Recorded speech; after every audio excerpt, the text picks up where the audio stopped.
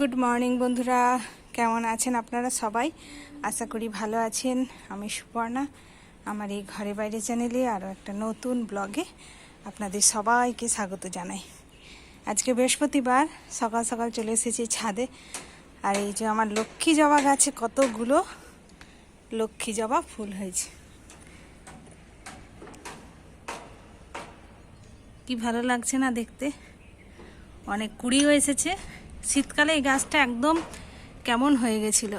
আসলে যার যেটা যখন সময়, শীতকালে এই ফুলগুলো অতটা হয় না, গরমকালেই হয়। তো ভালোই লাগছে। এই অপরাজিতা গাছেও এই যে গাছ ভর্তি হয়ে ফুল হয়েছে।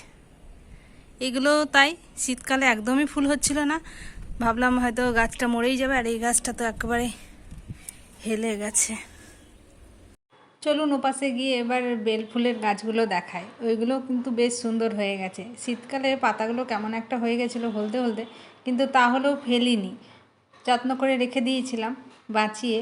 তো যাই হোক, আবার দেখুন গ্রীষ্মের হাওয়া পড়তে না পড়তেই গাছগুলো বেশ সুন্দর সবুজ হয়ে গেছে। এবার ফুল আর কুড়ির অপেক্ষায়। তো আজকে বৃহস্পতিবার, নিচে যাই, অনেক ছাদ ঘোরা হলো। রান্নাটা বসিয়ে এসেছি। আজকে রান্নাটা একটু তাড়াতাড়ি করে নিয়েছি, এই চাটনিটা হলেই হয়ে যাবে, কারণ আজকে হলো বৃহস্পতিবার, পুজোর তাড়া আছে সেই কারণে। তো চলুন একবার ঝটপট করে দেখিয়ে দিই আজকে কি কি বানালাম। এদিকে কর্তামশাইয়ের জন্য হয়ে গেছে ভাত, আমাদের ভাতটা তো পরে বানাই। আর হয়েছে শিম সর্ষে পোস্ত দিয়ে ঝাল, একটু বেশি করে ঝাল ঝাল করে বানিয়েছি, মেয়ে খাবে না বলে। আর এখানে হয়েছে টমেটো আলু পোস্ত, আজকে যেহেতু বৃহস্পতিবার পোস্ত তো হবেই। সাথে হয়েছে মটর ডাল।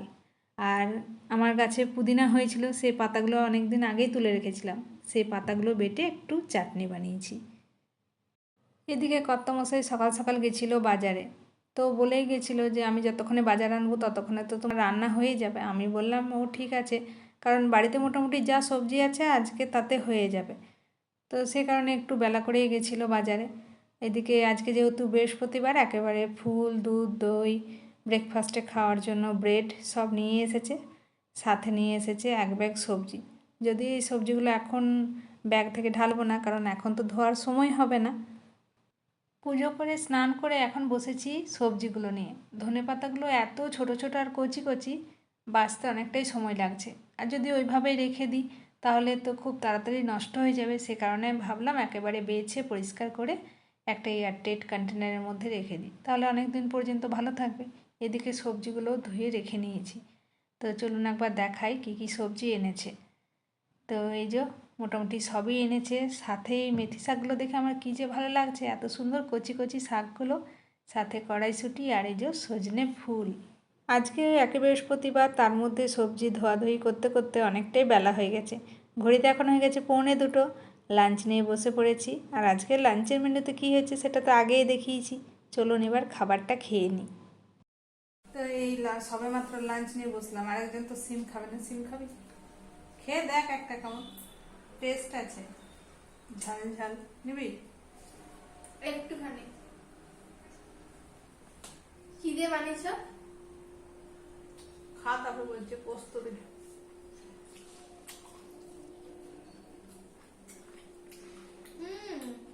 ভালো ঝাল ঝাল।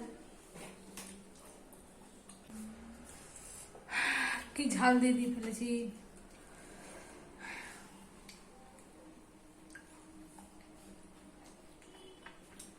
অতটাও ঝাল নয়। কি হয়েছে? অতটাও ঝাল নয়। খা খাবে একটা। আজকে সকাল থেকে কাজ আর শেষ হচ্ছে না। এমন এমন সবজি এনেছে যেগুলো না বেছে রাখলে নষ্ট হয়ে যাবে। সজনে ফুলগুলো বেছে রাখলাম, শাকটাকেও বেছে রাখলাম। এখন বসেছি মটরশুঁটিগুলো নিয়ে, ভাবলাম মটরশুঁটিগুলো ছাড়িয়ে রেখে নিই। এত আজকে সবজি এনেছে, শেষমেশ আমার পছন্দ হলো এই মটরশুঁটিগুলোই। তো ভাবলাম একটু মটরশুঁটি আলু দিয়ে তরকারি করি, ডিনারে রুটির সাথে খেতে ভালোই লাগে। তো সেটাই বানালাম। আর আজকে যেহেতু বৃহস্পতিবার, বানিয়েছি একটুখানি পায়েস।